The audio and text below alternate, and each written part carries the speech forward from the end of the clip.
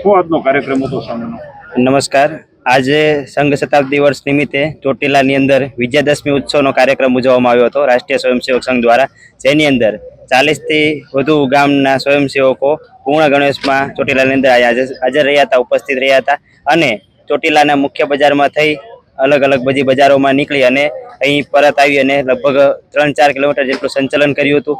ત્યારબાદ આપણે જે વિજયાદશમી ઉત્સવનો કાર્યક્રમ નિમિત્તે સુરેન્દ્રનગર વિભાગના વિભાગ પ્રચારક જે રામસિંહભાઈ બારડ એમના દ્વારા રાષ્ટ્રને અનુરૂપ વક્તવ્ય આપવામાં આવ્યું હતું.